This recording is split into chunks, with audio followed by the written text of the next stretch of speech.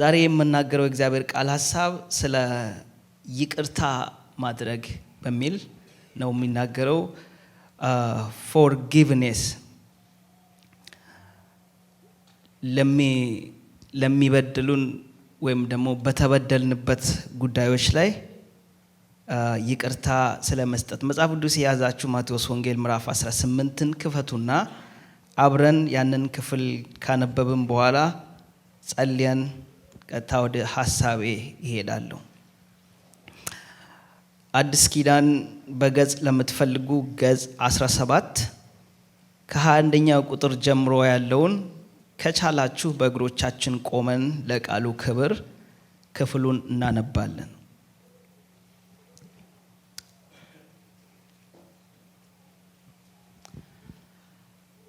ቁጥር 21 እንደዚህ ይላል። በዚያን ጊዜ ጴጥሮስ ወደ እርሱ ቀርቦ ጌታ ሆይ ወንድሜ ቢበድለኝ ስንት ጊዜ ልተውለት? እስከ 7 ጊዜኒ አለው። ኢየሱስም እንዲህ አለው፣ እስከ 7 ጊዜ 7 እንጂ እስከ 7 ጊዜ አልልህም። ስለዚህ መንግሥተ ሰማያት ባሮቹን ሊቆጣጠር የወደደውን ንጉሥ ትመስላለች። መቆጣጠርም በጀመረ ጊዜ እልፍ መክሊት ዕዳ ያለበትን አንድ ሰው ወደ እርሱ አመጡ። የሚከፍለውን ቢያጣ እርሱና ሚስቱ ልጆቹ ያለ ሁሉ እንዲሸጥና ዕዳው እንዲከፍል ጌታው አዘዘ። ስለዚህ ባሪያ ወድቆ ሰገደለትና ጌታ ሆይ ታገሰኝ፣ ሁሉንም እከፍልሃለሁ አለው። በዛም ባሪያ ጌታ አዘነለትና ለቀቀው፣ ዕዳውንም ተወለት። ነገር ግን ያ ባሪያ ወጥቶ ከባልንጀሮቹ ከባሮቹ 100 ዲናር ዕዳ ስላለበት ያለበትን አንዱን አገኘና ዕዳህን ክፈለኝ ብሎ ያዘና አነቀው። ስለዚህም ባልንጀራው ባሪያ ወድቆ ታገሰኝ፣ ሁሉንም እከፍልሃለሁ ብሎ ለመነው። እርሱም አልወደደም፣ ግን ሄዶ ዕዳውን እስኪከፍል ድረስ በወህኒ አኖረው። ባልንጀሮቹ የሆነውን ባሮችንም ያደረገውን አይተው እጅግ አዘኑ። መጥተውም የሆነውን ሁሉ ለጌታቸው ገለጡ። ከዚያም ወዲያ ጌታው ጠርቶ አንተ ክፉ ባሪያ፣ ስለለመንህኝ ያን ዕዳ ሁሉ ተውሁልህ። እኔ እንደ ማሪው ባልንጀራ የሆነውን ያን ባሪያ ልትምረው ላንተ ሳይገባምን አለው። ጌታውም ተቆጣ፣ ዕዳውን ሁሉ እስኪከፍለው ድረስ ለማሰቃየት አሳልፎ ሰጠው። ከናንተ እያንዳንዱ ወንድሙን ከልብ ይቅር ካላለ እንዲሁ ደግሞ የሰማዩ አባቴ ያደርግባችኋል። እንጸልይ። አባት ሆይ ስለዚህ ጠዋት ስለሰበሰብከን ከእግሮች ስር መሆን ስለቻልን ጌታ ሆይ ስለ ምሕረትህ እንደገና ሌላ እድል ይህንን ብሩህ ማለዳ ሰጥተህ ዕድሜያችንን እግዚአብሔር ሆይ ስላስቀጠልክ ክብር ላንተ ይሁን። ምስጋና ለዘላለም ለስምህ ይሁን። እግዚአብሔር ሆይ አሁንም ከእግሮች ስር አለን።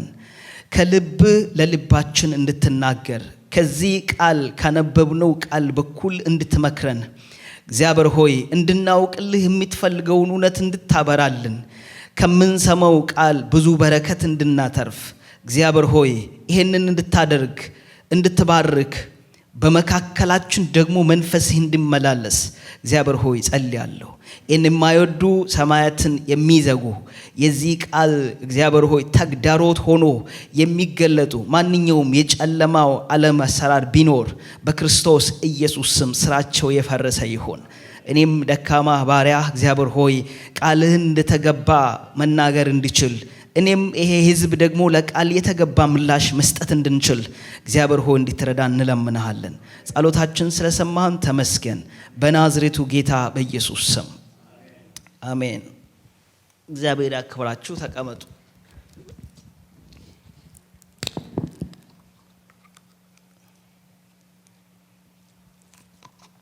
ዛሬ የሚናገርበት ይቅርታ በአንድ ጉዳይ ላይ ሰዎች ተወዳድለው ወይ ቅም ይዘው ለአንድ ወቅት ይቅርታ እንዲሆን ሳይሆን በክርስቶስ አምኖ የዳኑ ክርስቲያኖች ሁሉ በህይወታቸው ላይ የህይወታቸው መሪው አድርገው አንዱ ላይፍ ፕሪንሲፕል አድርጎ መያዝ ላለባቸው በጣም ትልቅ ለሆነው ጉዳይ ነው ማወራው። አሁን የምናነሳው ይቅርታ አንዳንድ ጊዜ ሰዎች በአንድ ጉዳይ ሲቀያየሙ አንስተን የምናወራው ነገር አለ። ከዛ ላለፈ በህይወታችን በጣም አጥብቀን መያዝ የሚገባን መከተል የሚገባን ለሆነው ፕሪንሲፕል አድርገን መያዝ ስለሚገባን ነገር ነው የሚናገረው። የእግዚአብሔር የመንግስቱ ማዕከል ነው ይቅርታ። ሁላችንም እዚህ የተገኘንበት ራሱ በእግዚአብሔር ይቅርታ ምክንያት ነው። እግዚአብሔር ይቅር ስላለን ስለተቀበለን ነው እዚህ ያለ ነው። ስለዚህ የክርስቶስ ወንጌል ማዕከል ነው ይቅርታ መስጠትና ይቅር ማለት። የእግዚአብሔር የመንግስቱ ጸጋው የተገለጠበት መንገድ ነው ይቅርታ። እኛ ደግሞ የተቀበልነውን ህይወት የምናንጸባርቅበት ነው። ከጌታ የተቀበልነውን የተሰጠንን ህይወት ለሌሎች የምናስተላልፍበት መንገድ ነው ይቅርታ። ስለዚህ አማኙን የሚያንጽ በእግዚአብሔርና በሰዎች መካከል ያለው ግንኙነትን የሚያድስ አብሮነትን እንደገና አዲስ የሚያደርግ ነገር ነው ይቅርታ። ስለዚህ ይቅርታ ማለት በራሱ አንድ ሰው በሙሉ ፈቃደኝነት ኢንቴንሽናሊ ነገሩን ተረድቶ በማንኛውም አይነት ሁኔታ የተበደለበት ጉዳይ ቢኖር ያንን በደል ይቅር የሚልበት ወይም ደግሞ የመበቀል መብቱን በፈቃዱ የሚተውበት ማለት ነው። ከቂም ከበቀል ወጥቶ የተበደለበትን ጉዳይ ወይም ደግሞ የበደለበትን ግለሰብ በእግዚአብሔር ፊት ያንን የመበቀል መብቱን በፈቃደኝነቱ መተው ማለት ነው ይቅርታ። ስለዚህ የመጽሐፍ ቅዱሳችን ውስጥ በአዲስ ኪዳንም በብሉይ ኪዳንም ተገልጾ እናገኛለን። በተለይ በብሉይ ኪዳን ኃጢአትን ይቅር ለሚል ለእግዚአብሔር ብቻ ጥቅም ላይ የዋሉ ቃላቶች አሉ። ከዚህ ከይቅርታ ጋር ተያይዞ ማለት ነው። ኃጢአትን ይቅር ዘጸአት ምዕራፍ 34 ላይ ታገኛላችሁ።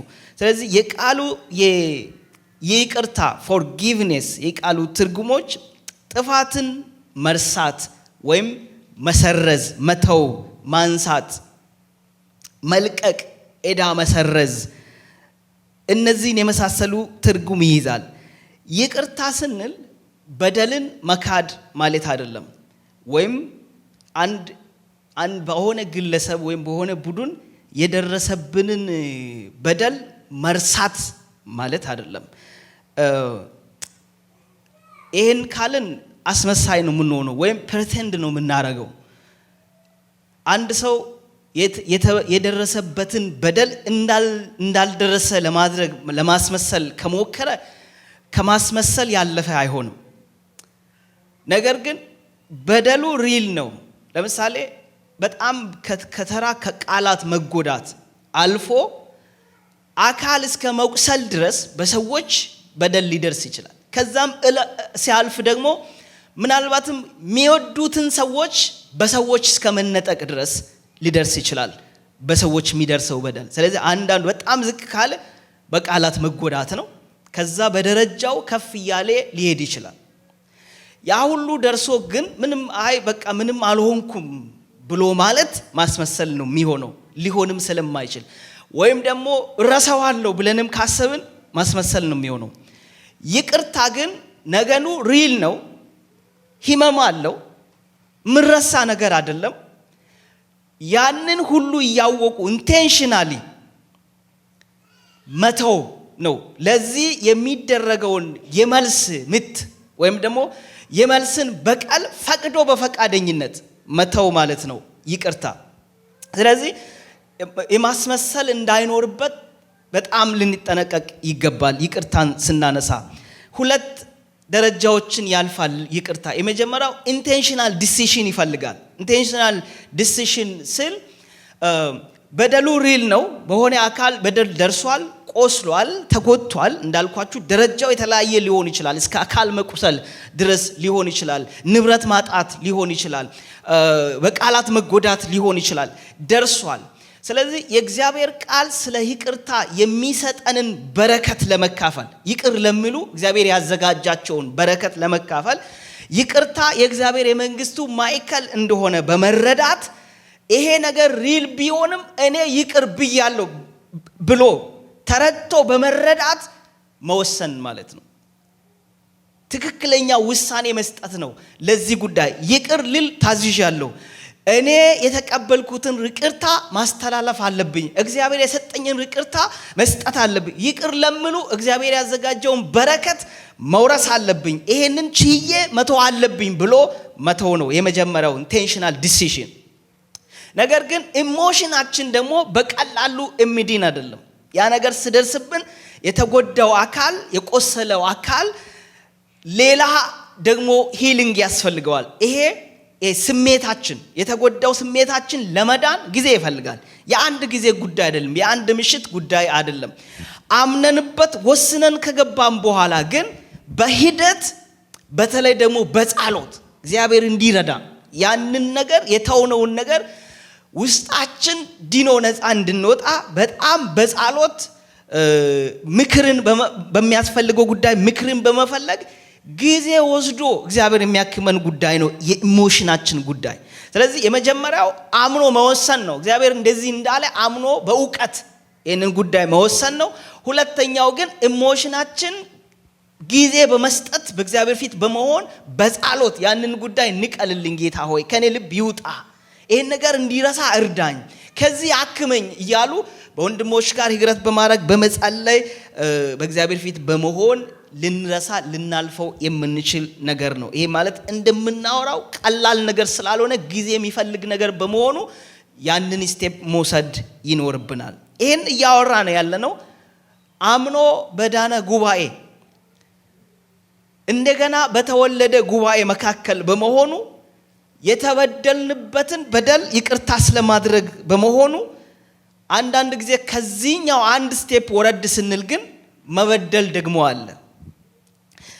የእግዚአብሔር ቃል ብዙ ጊዜ አማኞች እንደሚበድሉ ኮንሲደር የሚያደርግ አይመስለኝም። አማኞች አይበድሉም ተብሎ ይታመናል። ከተበደሉ ይቅር ማለት እንዲችሉ ነው የእግዚአብሔር ቃል በጣም ኢንካሬጅ የሚያደርገው። ስለዚህ ይሄን ስናወራ አንድ ሰው ቢበድልህ መብትህን ቢነጥቅ የሆነ ነገር አድርሶ ቢጎዳ ይቅርበል ብለን በምናወራበት ምናልባት አንዳንድ ጊዜ ግን ሰዎችን ምንጎዳ ሰዎች ካለን እንደ ክርስቲያን ደጋግመን ልናስብበት ያስፈልጋል። ምክንያቱም እዚህ ጉባኤ ሊነገር የሚገባው የበደለንን ይቅር እንድንል እንጂ እንዳንበድል መሆን የለበትም። ያንን ስቴፕ አልፈን መጥተናል ብለን እናምናለን። እግዚአብሔር ረድቶን አልፈን መጥተናል። ወደ እግዚአብሔር መንግስት ህብረት ሆነናል፣ ልጆቹ ሆነናል፣ የክርስቶስ ባህሪን ለብሰናል፣ ደቀ መዛሙር ሆነናል። ስለዚህ ሰዎችን እኛ ኢንቴንሽናሊ አስበን ካልኩሌት አድርገን እንዴት ጠልፈዋለሁ፣ እንዴት እጥለዋለሁ፣ እንዴት አሳዝነዋለሁ ብለን ሰዎችን እንደዚህ የማድረግ ኢንቴንሽን እኛ ውስጥ ካለ ራሳችንን ደጋግመን ልንፈትሸው ያስፈልጋል። ይሄንን ሲሪየስሊ እንድትወስዱት በጌታ ፍቅር ጠይቃችኋለሁ። ሰዎች ግን እኛን ሊደርሱብን ካልኩሌት አድርገው በተለያየ ምክንያት ሰይጣን በዚህ ምድር ሰውን ነው የሚጠቀመው። በተለያየ ምክንያት በክፉ መንፈስ ተነጥቶ ባለመረዳት ይሄ እውነት ሳይበራላቸው ቀርቶ በደል እኛ ጋር ሊደርስ ይችላል። ልንበደል እንችላለን፣ ልንገፋ እንችላለን፣ መብታችን ልንነጠቅ እንችላለን። ይሄ በሚደርስበት ጊዜ የእግዚአብሔር ቃል የሚያስጠነቅቀን እነዛን ሰዎች ይቅር እንድንላቸው፣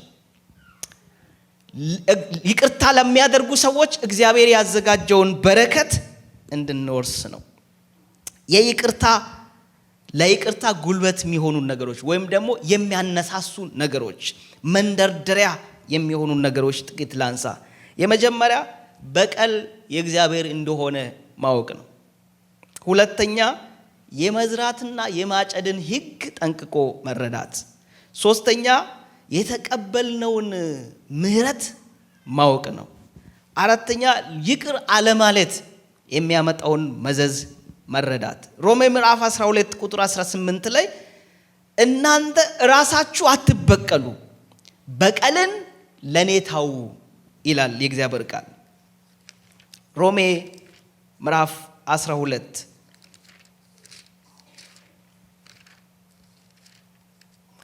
ከቁጥር 18 እንደዚህ ይላል፣ ቢቻላችሁስ በእናንተ በኩል ከሰው ሁሉ ጋር በሰላም ኑሩ። ተወዳጆች ሆይ ራሳችሁ አትበቀሉ፣ ለቁጣ ፋንታ ስጡ እንጂ በቀል የኔ ነው፣ እኔ ብድረቱን እመልሳለሁ ይላል ጌታ ተብሎ ተጽፏልና።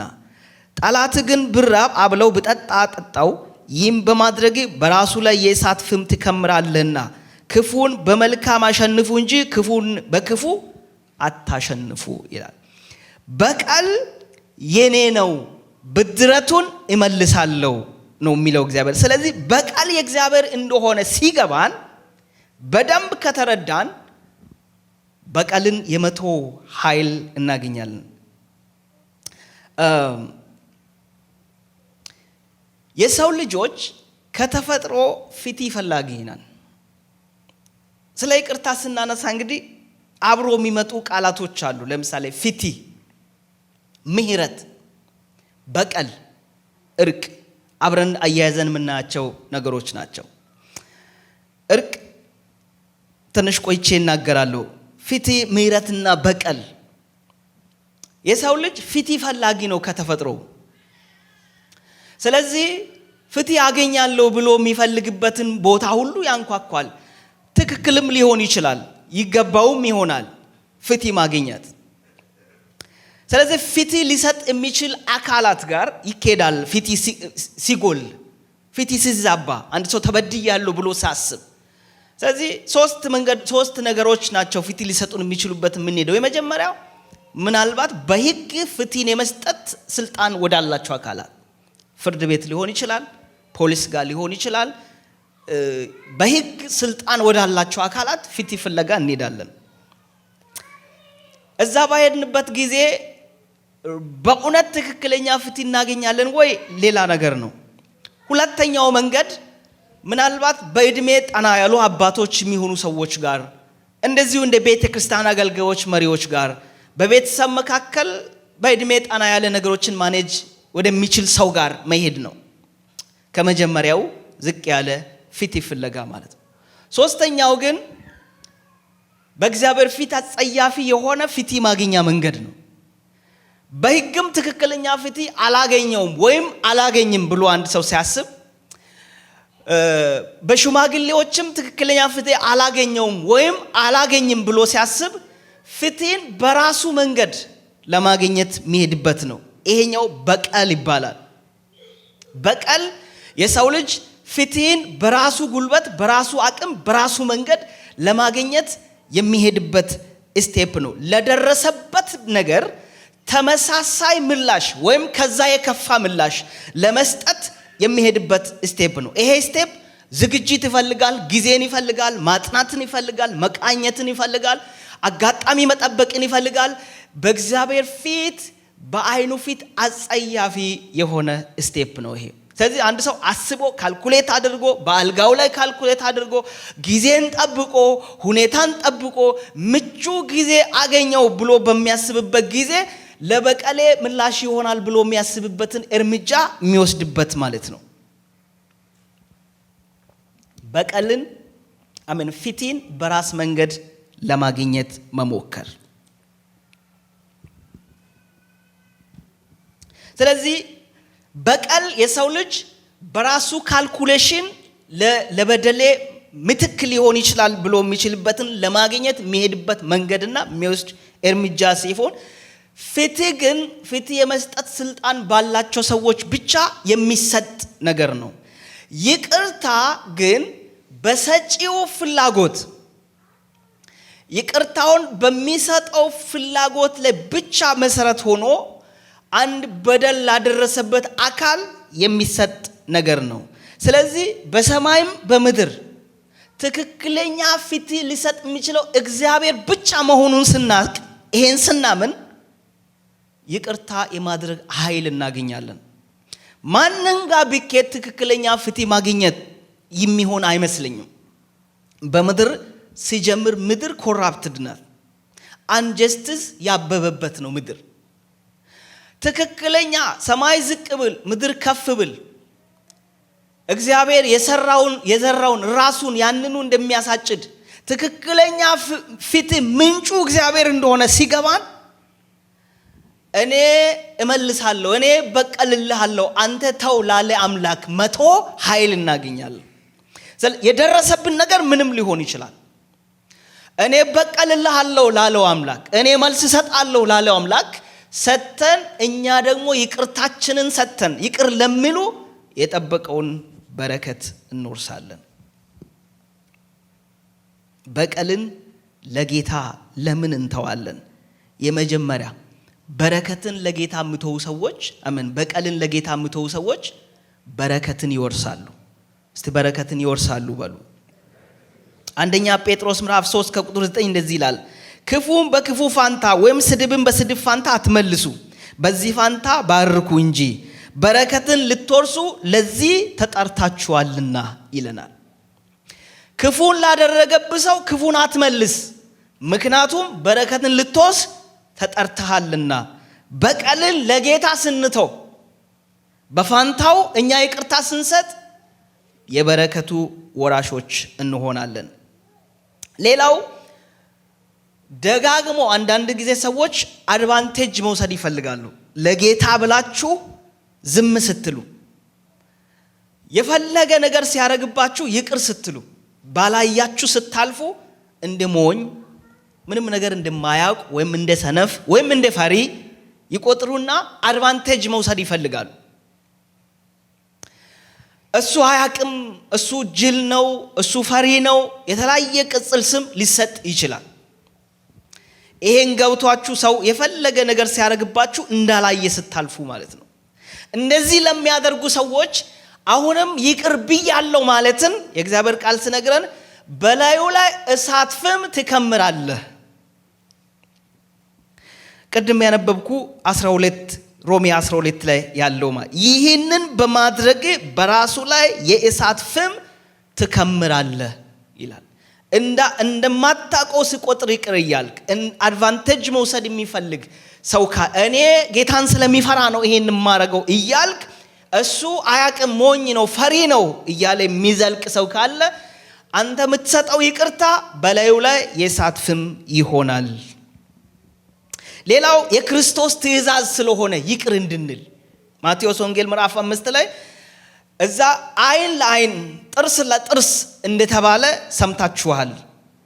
እኔ ግን እላችኋለሁ ክፉ አድራጊውን ሰው አትቃወሙት፣ ነገር ግን ቀኝ ጉንጭህን ለሚመታ ሌላ ጉንጭህን ደግሞ አዙርለት ይላል። ስለዚህ ክፉ አትመልስ፣ ላደረገ ነገር መጥነህ መዝነህ አትስጥ። ቀኝን ለሚፈልግ ግራህን ስጥ። አንድ ጊዜ ሁለት ሰዎች ተጣሉ እና አንደኛው በጥፊ ይመታዋል። ጥላቸው መነሻቸው በጥፊ ይመታዋል። የመታበት ምክንያት ልክ እንደኔ ቀኝን ለሰጠ ግራህን አዙር ይላል ብሎ አስተምሮ ሲወርድ ውጪ ጠብቆ በጥፊ ይመታዋል። ከዛ ተጣሉ እና ወደ ሽማግሌዎች ቀረቡ። ሽማግሌዎች ቀረቡና በጥፊ እንደዚህ መታኝ፣ እንደዚህ ያደረገኝ ብሎ ከፍተኛ ጥላቻ ሆነ። አንተ ለምንድን ነው የመታው ሲባል እሱ አገልጋይ ነው፣ ቃሉ ደግሞ ቀኙን ለመታው ግራ ስጥ ይላል እና ግራ እንዲሰጠኝ ነው። አሁን እዚህ መተው እንኳን መክሰሱ ሊያስቀጣው ያስፈልጋል ማለት እንዴት አገልጋይ ሆኖ ለዚህ ጥያቄ ይዞ ይመጣል ተባለ እና ሽማግሌዎቹ ተማክረው አንተ መምጣት አልነበረብህም፣ አገልጋይ ሆነ ግራ መስጠት ነበረብህ ብሎ አሰናበቱት አሉ። ፊቲው ትክክል ነው ወይ አይደለም ለእናንተ እተዋለሁ። ቀኝን ለምሰጥ ግራህን አዙርለት ትእዛዝ ነው ይቅር ማለት። ክርስቶስ ነው ያዘዘው ይቅር እንድንል። የክርስቶስን ትእዛዝ መከተል ስላለብን ይቅር ማለት አለብን። በኋላ ሲወርድ በጥፊ እንደማትሉኝ ተስፋ አደርጋለሁ። ሌላው እግዚአብሔር ስለኛ ዲፌንስ ያደርጋል። ስለ ልጆቹ እግዚአብሔር ይዋጋልኛል። እኔ ለእግዚአብሔር ስተው ሳምነው እሱን እግዚአብሔር ትክክለኛ ነገር በህይወቴ ያደርግ እሱ ያቃል እሱ ይበይናል ብዬ ስተውለት እግዚአብሔር እኔን ፕሮቴክት ያደርጋል። እንደዛ የሚተው ሰዎችን እግዚአብሔር ፕሮቴክት ያደርጋል። እኛ ለበቀል በምንነሳበት ጊዜ የእግዚአብሔር ስራን እናዘገያለን ወይም ደግሞ እግዚአብሔር ይተዋለኛ እኛ ካላ እኔ መልሰጣዋለሁ እኔ በቃላዋለሁ ብለን ካልን እግዚአብሔር ዝም ይላል ወይም ደግሞ የእግዚአብሔርን ስራ እናዘገየዋለን። ስለዚህ እግዚአብሔር እንዲሰራ እኛ ለሱ መተው አለብን። ምሳሌ ምዕራፍ 22 ላይ ለደረሰብኝ በደል ብድሬን ባልመልስ አትበል፣ እግዚአብሔርን ጠብቅ እሱ ታደገሃል ይላል። ሌላው ይቅር የሚሉ ሰዎች ዋጋቸው ታላቅ ነው። በእግዚአብሔር ዘንድ ዋጋቸው ታላቅ ነው። ሉቃስ ወንጌል ምዕራፍ 6:34 ነገር ግን ጠላቶቻችሁን ውደዱ፣ መልካም አድርጉ፣ መልሳችሁ ለመቀበል ተስፋ ሳታደርጉ አበድሩ፣ በዛም ወረታችሁ ታላቅ ይሆናል፣ የልዑል ልጆችም ትሆናላችሁ ይላል። ስለዚህ ጠላቶችን መውደድ ላለመበቀል መወሰን የእግዚአብሔር ልጆች እንሆናለን፣ ዋጋችንም ታላቅ ነው። ሌላው ሁለተኛው የመዝራትና የማጨድን ሕግ መረዳት ነው። ገላትያ ምዕራፍ 6:7 ላይ አትሳቱ፣ እግዚአብሔር አይዘበትበትም፣ ሰው የሚዘራውን ያንኑ ደግሞ ያጭዳልና ይላል።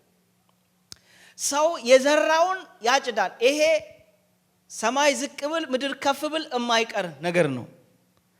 እግዚአብሔር ሰው አይደለም። ሰው የዘራውን ያሳጭደዋል። ስለዚህ የምንዘራው በደል ከሆነ በቀል ከሆነ በቀልን እናጭዳለን። የምንዘራው ይቅርታን ከሆነ ይቅርታን እናጭዳለን። የምንዘራው ሰዎችን ይቅር ማለት ከሆነ እኛም ይቅር እንባላለን። ይሄንን በኋላ አነሳዋለሁ። ያዕቆብም ይነግረናል። በፍርድ ወንበር ፊት ቆመ በእግዚአብሔር ፍርድ ወንበር ፊት ስትቆም ለሌሎች ምህረት አድርገህ እንደሆነ ላንተ የሚሆነው ፍርድ ምህረት ያለበት ፍርድ ነው። judgment with mercy ምህረት ያለበት ፍርድ። ለምን? አንተ መሐሪ ስለሆንክ። ይቅርታን ማታክ ከሆነ ግን ይቅርታ የሌለበት ፍርድ ይፈረድብሃል። ጭካኔን እየዘራ ከኖርክ ጭካኔ የተሞላበት ፍርድ ይፈረድብሃል። ስለዚህ እግዚአብሔር የዘራናውን የሚያሳጭድ ጻድቅ አምላክ ስለሆነ የምንዘራው ልናጭድ የሚጠብቀን ስለሆነ ይቅርታን የሚያጭዱ ሰዎች የሚዘሩ ሰዎች ይቅርታን ያጭዳሉ። መልካምነትን የሚዘሩ ሰዎች መልካምነትን ያጭዳሉ። ፍቅርን የሚዘሩ ሰዎች ፍቅርን ያጭዳሉ። የማጭደውን ነው እየዘራው ያለው የሚለው መረዳት ሲኖረን የበደሉን ሰዎች ይቅር የምንልበትን ኃይል እናገኛለን። በደሉ ከባድ ሊሆን ይችላል፣ ቀላል ላይሆን ይችላል። ነገር ግን ኃይል የሚሰጠን የዚህ የእግዚአብሔር ቃል እውነት ነው። እግዚአብሔር ለኔ የሚያሳጭደኝን ነገር ነው እየዘራው ያለሁት። የተበደልኩበትን ሰው በቀል የሚመልስ ከሆነ ነገ ሊያጭድ እንዳለ የእግዚአብሔር ቃል ይነግረናልና። ምሳሌ ምዕራፍ 22 ከቁጥር 8 ክፋትን የሚዘራ መከራን ያጭዳል፣ የቁጣውን በትር ያጠፈዋል ይላል። ክፋትን የሚዘራ መከራን ያጭዳል፣ የቁጣውን በትር ያጠፈዋል። ስለዚህ የምንዘራው ነገር የምናጭድ እንደሆነ ስናጭድ በዘራነው ልክ አይደለም። የዘር ሕግ ላይ እንደምታውቁ የተዘራው በዛው አማውንት አይደለም የሚያድገው። ሲዘራ አንድ ሊሆን ይችላል፣ ካደገ በኋላ ብዙ ነው። ስለዚህ የዘራውን ነገር ስናጭድ በዛው ልክ ይሄ መዝራት የማጨድ ሕግ እሱን ነው የሚያስተምረን። ያንኑ አይነት ነገር ግን በብዙ ቁጥር ነው የምናጭደው። ለዚህ ጥንቃቄ ያስፈልጋል። እናም ይቅርታ አቅም ይሆነናል ይሄ ሲገባን። ማቴዎስ 6:12 ላይ እንደዚህ ይላል፣ እኛ ደግሞ የበደሉንን ይቅር እንደምንል በደላችንን ይቅር በል። የጌታችን ጸሎት ውስጥ ማለት ነው። ይሄንን ሁሌ ስንጸልይ የምንለው ነገር ነው። ግን አንዳንድ ጊዜ ተቃራኒውን ደግሞ ማሰብ ጥሩ ነው። የዚህ ተቃራኒ እኔ የበደለኝን ይቅር እንደምል ጌታው የኔን በደል ይቅር ብዬ ስጸልይ ትላንትና ያልበደልኩት ሰው ካለ ይቅር ያላልኩት ሰው ካለ ጸሎቱ ሊሆን የሚችለው እኔ ሌሎቹን ይቅር እንደማልል እኔንም አትበለኝ ነው የሚሆነው ጸሎቱ። ይሄንን አንዳንድ እየገለበጡ ማሰብ ጥሩ ነው። ይቅርታ ያደረኩ ከሆነ ይቅር እንደምል ይቅር በለኝ የምለው ጸሎት ተሰምነት ያለ ጸሎት ነው፣ ተገቢም ጸሎት ነው። ይቅርታ ማናረክ ከሆነ ግን እኛ ያልነው ሳይሆን የሚሆነው የኖርነው ስለሆነ ጸሎቱ ሊሆን የሚችለው ይቅር የማል ስለሆንኩኝ ይቅር እንዳትለኝ የሚል ትርጉም ይኖረዋልና ይቅርታ ኃይል ሊኖር የሚችለው የሚንዘራውን መልሰን የምናጭድ መሆኑ ነው። ሶስተኛ የተቀበልነውን ምህረት ዋጋውን ማወቅ። በእውነት የተቀበልነው ምህረት እድሜ ልካችን ሌላም ብዙ እድሜ ቢጨመርልን ይቅር ብለን ምን ጨርሰው አይደለም። ቀደም ያነበብኩላችሁ ማቴዎስ 18 ላይ ያለውን ቃል ትንሽ ዋጋውን ለማወቅ ሞከርኩኝ። ማለት ይሄ የተቀበለው ምህረት ምን አይል እንደነበረ ሰውየው እንደምታውቁ እሱ ምስቱ ልጆቹ ያለው ነገር በሙሉ ተሽጠው እንዲከፍል ሲደረግ ለመነ ይላል። ሰውዬ አዘነለት፣ ተዋው። የተዋው ነገር እንደው ምንድነው የሚለውን በዛሬ መረዳት ትንሽ ላሳያችሁ። ሰውየው የነበረው 1000 መክሊት ዕዳ ነው ያለው። 1000 መክሊት ማለት 10,000 ማለት ነው። 10,000 ዕዳ ነው ያለው። አንዱ መክሊት 6000 ዲናር ነው። አንዱ መክሊት 1 ዲናር ደግሞ የአንድ ሰው የአንድ ቀን ውሎ ስራ ማለት ነው። የአንድ ቀን ደሞዝ ማቴዎስ ወንጌል ምዕራፍ 20 መሰረት ማለት ነው። ማቴዎስ ወንጌል ምዕራፍ 20 ላይ ሰዎችን ለቀን ሲስማማ በ1 ዲናር እንደተስማማ ይነግረናል። ስለዚህ የአንድ ቀን ደሞዝ ነው 1 ዲናር ማለት ነው። ስለዚህ 10,000 መክሊትን ወደ ዲናር ስንቀይረው ወይም ደግሞ በቀን ስራ ስንቀይረው 60 ሚሊዮን ቀን ማለት ነው። አንድ ሰው እግዚአብሔር እድሜ ቢሰጠውና 60 ሚሊዮን እድሜ ቢኖር በ60 ሚሊዮን እድሜ ውስጥ አንድም ቀን ሳያቋርጥ ቢሰራ የሚያገኘው ገንዘብ ማለት ነው። በዛሬ ካልኩሌት እናድርግ። በዛሬ አንድ ሰው በጣም በቀን አንድ ሰው $150 ይሰራል ብንል በቀን 60 ሚሊዮን ቀን ውስጥ አባዝቼ $9 ቢሊዮን ይመጣል በዛ እድሜ ውስጥ ማለት ነው። አንድ ሰው የ9 ቢሊዮን ዕዳ ያለበት ሰው በሌላ አባባል is impossible to pay it back። የመጀመሪያ 60 ሚሊዮን ዓመት ምኖር ሰው የለም። ዕዳውን መቼም ሊከፍለው የማይችል ዕዳ ነው። ስለዚህ ያንን ሁሉ ሰው ያዘነለትና ተወው ይላል። እሱ 100 የከበደው ዕዳ ደግሞ 100 ዲናር ነው። እሱ 100 የከበደው 100 ዲናር ማለት የ100 ቀን ስራ ማለት ነው። ቅድም እንዳልኳችሁ በ$150 ብናባዛ 15,000 ማለት ነው። 9 ቢሊዮን ይቅር የተባለለት ሰው ዞር ሲል 15,000 ይቅር ለማለት ሲከብደው ማለት ነው። እኛ ህይወት ላይ ስናመጣው ይሄንን እግዚአብሔር ይቅር ያለን ይቅርታ መቼም ሊንከፍለው ማንችል ነገር ነው። ምን ማለት ነው? እግዚአብሔር እኮ የሰጠን ይቅርታ በሌሎች መንገድ የምናገኘው ይቅርታ ቢሆን እኮ የክርስቶስን ህይወት ኮስት አያረግም ነበር። የክርስቶስን ህይወት ኮስት ያረገው ይቅርታ ማለት በሌላ በምንም ልናገኘው ማንችለው ይቅርታ ነው። ክርስቶስ ራሱን ሰጥቶ ራሱን አሳልፎ በመስጠት እኛ ያገኘነው ይቅርታ ከአብ ጋር የታረቅ ነው። ክርስቶስን ኮስት ያረገው ዋጋው ምን ያህል ሊሆን እንደሚችል አስቡና እኛ ያንን ይቅርታ የተቀበልን ሰዎች ዛሬ በቃላት የጎዱንን ሰዎች እንደውም በአካል መጉደል ምናምን ብዙ በጣም ሬር ኬዝ ነው። ሊኖር ይችላል፣ እንደዚህ አይነት ነገር አይከሰትም ያልኳችሁ አይደለም፣ ሊኖር ይችላል። ግን እኛ በጣም ምኖረን አብዛኛው ጊዜ በቃላት መጎዳዳት ነው። ክርስቶስን ኮስት ያረገ ይቅርታ የተቀበልን እኛ በቃል የጎዳንን ሰው ይቅርም ለማለት ሲከብደን በጣም የዚህኛው ጌታ ይጣ ይጠብቀናል። ይሄኛው ሰውዬ ይሄንን ይቅር ማለት ከበደው። ከዛም ወይኔ ውስጥ እስክትከፍል ድረስ አኖረው። ዋናው ጌታ ጋር ይሄ ነገር ደረሰ። ስለዚህ ጠራውና እኔ ያደረኩልህ ይቅርታ በእውነት አንተ ይሄን እንድታረግ የማያረግ ሆኖ አንሶ አገኘው ብሎ ጌታው በጣም ተቆጣ ይላል። ምሳሌውን ሲነግረን ኢየሱስ ቃሉን ሲዘጋ እንደዚህ ብሎ ነው የሚዘጋው።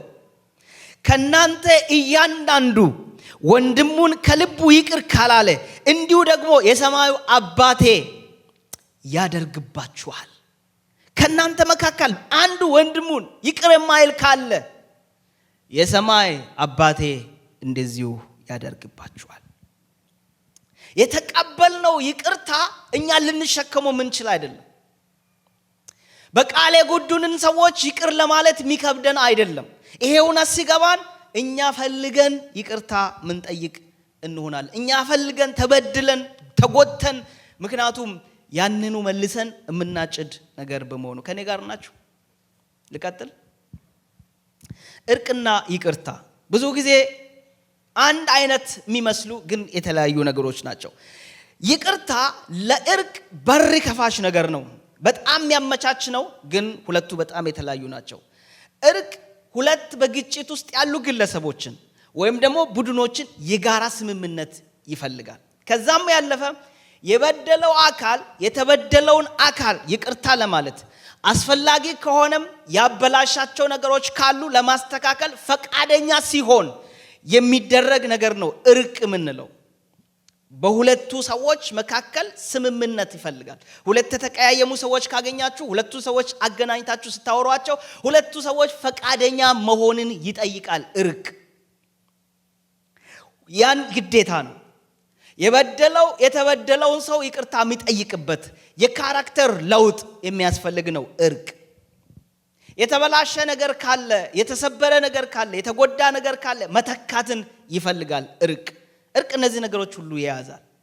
ይቅርታ ግን አንድ ሰው ግለሰቡ የተበደለ ሰው የተበደለበት ራሱ የትም ስፍራ ላይ ሆኖ የሚያደርግ ነገር ነው። የሁለት ሰዎች ስምምነት የማይፈልግ፣ የበደለ ሰው በአካል መምጣትን የማይፈልግ፣ ራሱ ባለበት ከአምላኩ ጋር የሚጨርስ ነገር ነው ይቅርታ። ያንን ሰው ይቅር ብዬዋለሁ ብሎ በእግዚአብሔር ፊት ቃል የሚገባበት ማለት ነው። አይደለም በአካል መምጣት ብቻ በህይወትም ላይኖር ይችላል የበደለው ሰው። ይቅርታ የበደለ ሰው በህይወት እንኳን ባይኖር የሚደረግ ነገር ነው። አድራጊውን የሚፈታ ነገር ነው ይቅርታ።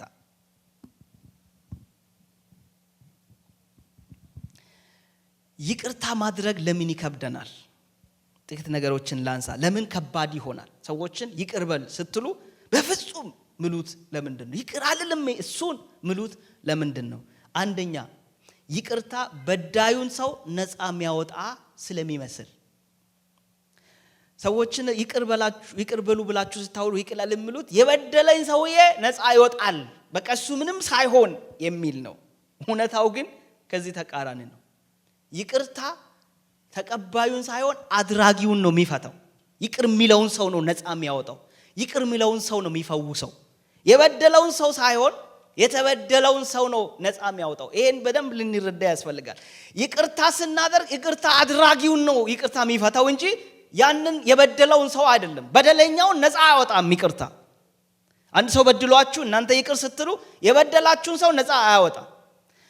ይቅር ባዩን ግን ነፃ ያወጣዋል። ይቅርታ ከተቀባዩ ይልቅ ሰጪውን ነፃ የሚያወጣ ሲሆን ለበዳዩ ግን ፍርድን መከመር ነው። ቀድም እንዳነሳ ነው ማለት ነው። የአንድ ኮሌጅ ላይ ፕሮፌሰር ለተማሪዎቹ እንደዚህ ያደረገ። ይቅርታ በጣም ውስብስብና ከባድ ነገር እንደሆነ ሲረዳ በምሳሌ እንዲህ አስተማረ። ይቅር ለማለት የሆነ ሰው ሲገብዳችሁ አንድ ድንች አምጡና በላዩ ላይ የሰውየውን ስም ጽፋችሁ በፕላስቲክ ባግ ውስጥ አድርጉ አለ። ከዛ ስትሄዱ ይዛችሁ ትሄዳላችሁ፣ ስትመጡ ይዛችሁ ትሄዳላችሁ። ሁሌ ሌላ አንድ ሰው እንደገና የበደላችሁ ሰው ሲመጣ ይቅር ማለት ሲከብዳችሁ ስሙን ጻፉና እዛ ውስጥ አድርጉ አለ። ከዛ እያደረጉ መጠኑ የሁሉም ተማሪዎች የተለያየ የአንዳንዱ ትልቅ ፕላስቲክ ባግ ሆነ። እንደምታውቁ ድንች ይበሰብሳል አይደለ? ከዛ አንዳንዱ በስብሷል፣ አንዳንዱ ገምቷል። ከዛ ሸክም ነው ተሸክሞ ይመጣሉ። አንዳንዱ በትኬሻቸው ላይ ከክብደቱ የተነሳ ተሸክሞ ይመጣሉ። ከዛ እየሸተቱ ይመጣሉ። ያንን ሲያረጉ መጨረሻ ላይ ይሄንን እንዲህ ሆኖ መኖር የሚፈልግ ሰው ሲጠየቅ አንድም ሰው የለም።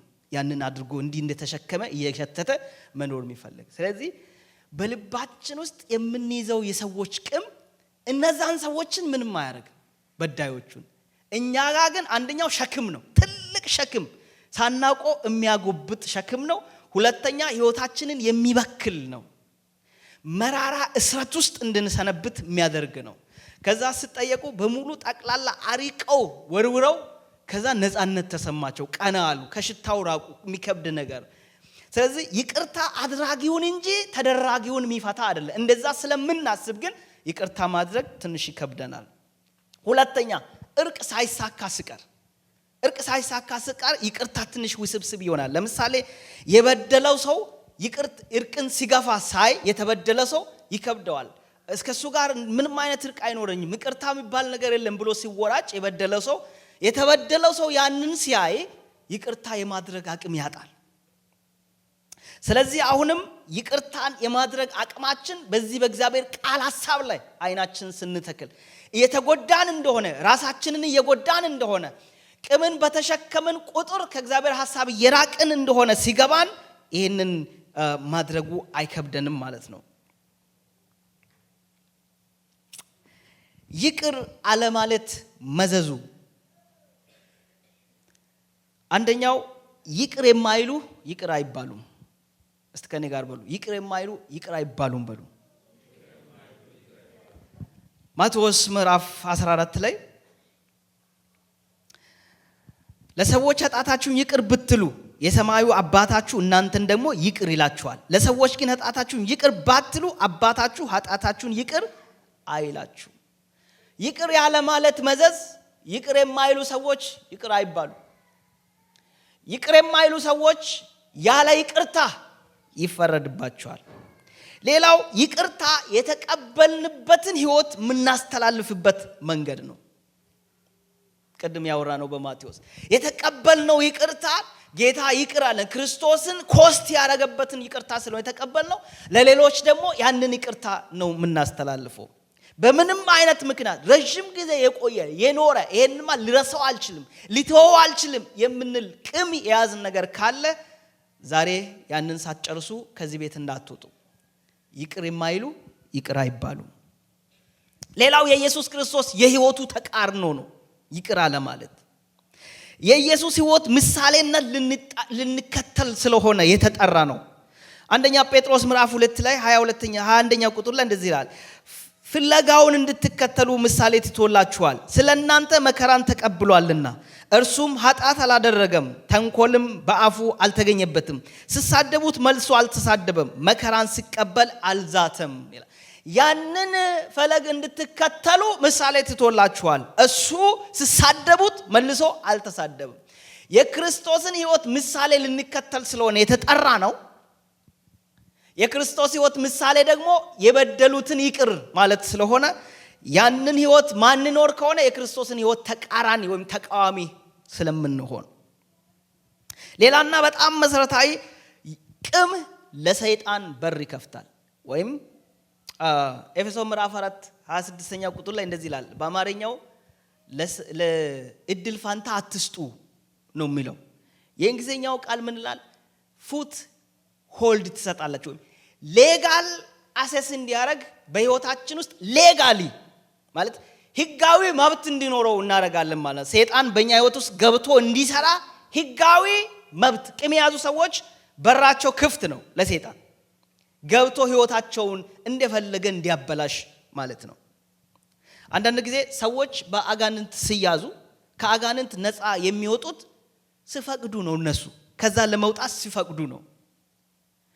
እነሱ በአጋንንት እስራት ውስጥ ለመኖር እስከፈቀዱ ድረስ ከዛ ነፃ መውጣት አይችሉም። ቂም እየያዙ ነው ማለት ለሰይጣን ህጋዊ በህይወታቸው ውስጥ መኖሪያ ፈቃድ እየሰጡ ነው ማለት ነው። ሌጋል ፉት ሆልድ ይኖረዋል። ሌጋል ፉት ስታንድ ይኖረዋል በህይወታችሁ ውስጥ ያንን የማድረግ መብት ይኖረዋል ማለት ነው ቂም የምንይዝ ከሆነ። ስለዚህ በህይወታችሁ ውስጥ ነፃ መውጣት የምትፈልጉ ከሆነ አለመታሰር የምትፈልጉ ከሆነ እግዚአብሔር ነፃ እንዲያረጋችሁ የምትፈልጉ ከሆነ ሁሉ ጊዜ ይቅር ባይ መሆን አለባችሁ። ለይቅርታ የፈጠንን መሆን አለብን። በጣም በፍጥነት ለዚህ እኛ ፈልገን የምናደርግ ስንሆን ነፃ እንሆናለን። አንድ ታሪክ ልንገራችሁ። አንዲት እናት ትታመማለች እና እጇ እግሯ ሁሉ ነገሩ የሚሰራ ነበረችና የሆነ ሰዓት ላይ እጇና እግሯ ፓራላይዝ ሆነ። ሐኪሞች በጣም ብዙ ሞከሩ፣ ብዙ ተጸለየ፣ በጣም ብዙ ቦታ በኋላ አካባቢ ሐኪሞች ሳይችሉ ሲቀሩ በጣም በተለያየ ቦታ ይጸለያል። ከዛ አንድ ቀን ለጸሎት የሚጸልይ ሰው ተገኘ ተብሎ ለጸሎት ተወሰደ እና የሚጸለይበት ቦታ የሚጸልየው ሰው በመንፈሱ የሆነ ነገር አየና ጸሎቱን አስቆሞ አናገራት። በህይወትሽ ይቅርታ ያላደረግሽው ሰው አለ ወይ ብሎ ጠየቃት። አዎ አለ አለች። ማን ነው ስላት የቀድሞ ባሌ ነው። ኦኬ መፈወስ ትፈልጋለሽ? አዎ። እግሮችሽ እንዲሰሩ ትፈልጋለሽ? አዎ። ቆመሽ መሄድ ትፈልጋለሽ? አዎ። የቀድሞ ባልሽን ይቅር በለይ አላት። በፍጹም ይቅር አልልም አለች። እሱን አልችልም፣ ይቅር ማለታችን አልችልም፣ ስለዚህ መዳናችን ሂጂ ብሏት በዊልቸር እየገፏት ወሰዷት። አካላዊ ህመም ድረስ ሊጎዳን ይችላል። ቅም ብዙ ፈውሳችንን ይይዛል።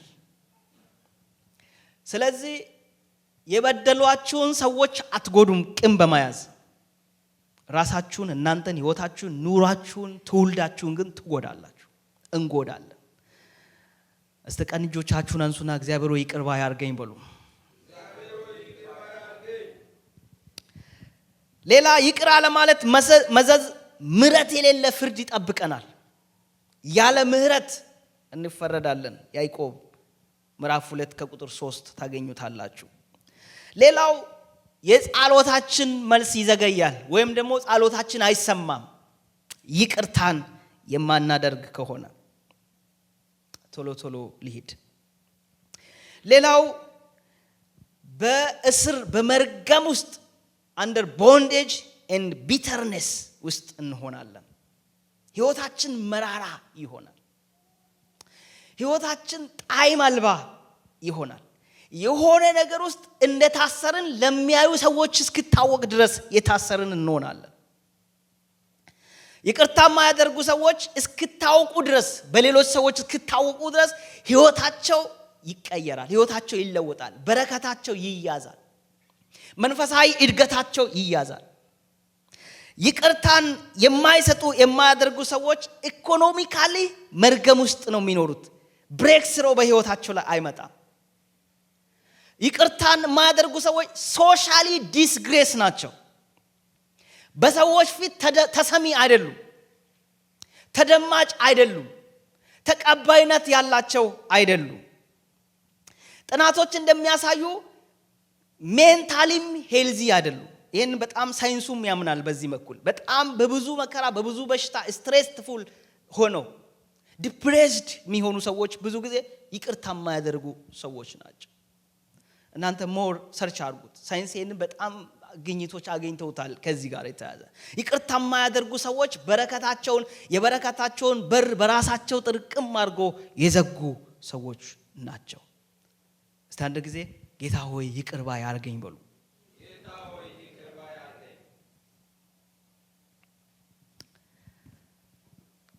ሐሳቤን እዚህ ይጨርሳለሁ። ይቅርታ ማድረግ የበደለንን ሰው ሳይሆን እኛን ነው ነፃ የሚያወጣው። ስለዚህ በማንኛውም አይነት ጉዳይ ጋር ከሰዎች ጋር እንገናኛለን። በስራ ቦታ እንገናኛለን፣ እዚህ ቸርች ውስጥ እንገናኛለን።